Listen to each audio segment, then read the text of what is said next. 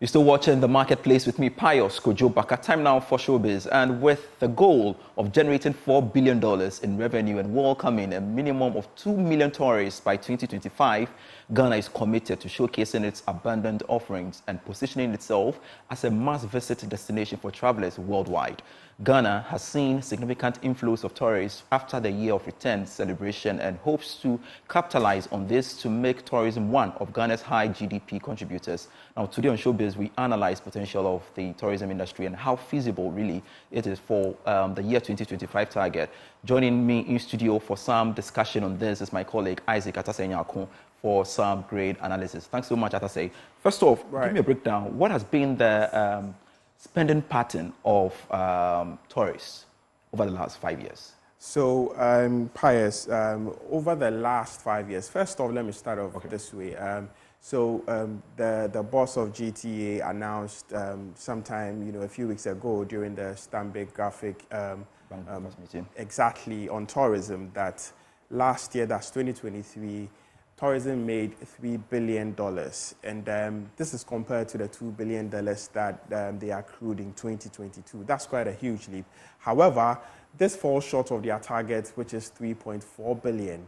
Now, they have a goal to accrue about $4 billion by 2025, and so we'll assess how feasible this is. Right. But first of all, I just want us to have a look at the average tourist expenditure from 2018. So we look at how, it shot up a little bit in 2019, and then it dipped because of COVID. And then in 2019, it shot up to $1,289, that's averagely. Right. And then in 2022, it shot up to $2,743. Now, in 2023, the Ghana Tourism Authority says that it shot up to $2,980. So with all the tourists that came in, mind you, about 1.1 million tourists came into the country from, start of 2023 to end of 2023. And average expenditure by these 1.1 million tourists accrued to about $2,980. Now, this is clearly some increase if we follow the trajectory right here. I mean, apart from COVID, we were on the rise and we've been on the rise. And so we are believing and trusting that we may be able to, hit that target that, the Tourism Authority together with the ministry is projecting. Now, if we go forward to the next slide, all right, we can talk about their expenditure patterns, where the money goes. So we can look at accommodation. So 2022, 2021, how much of was spent on accommodation, so the percentages of the budget or total budget of tourists was spent on accommodation. Now you see accommodation is always on top from 2022. Food also one of the highest, shopping, recreation, just about 5%. Local transport and other spending. Now, entertainment and recreation, just about 5%. So we are wondering, where is the shortfall?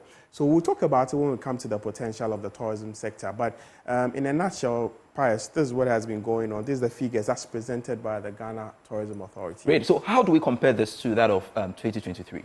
So, yes. So like I rightly mentioned, in 2023, that's the figure of 2022. I don't have all the figures for 2023, but like I rightly mentioned, in 2023, there was a little jump in all of the activities. Clearly, like I mentioned, the accrued, total accrued in 2022 was around 2 billion. It jumped to 3 billion, despite, they falling short of their target of $3.4 billion. However, it's projected this year that it's supposed to go up to somewhere around 4 billion. Let's see how that pans out. But in all of this lies the bit about the potential. If we look at how much is spent on entertainment and recreation, very much interested in that. We don't have the exact figures and the details as to what goes into entertainment and recreation, but you would expect that for tourists coming down, there should be some huge amount being spent on entertainment and recreation. Now, I'm believing that this category will also encompass all our tourism sites as well.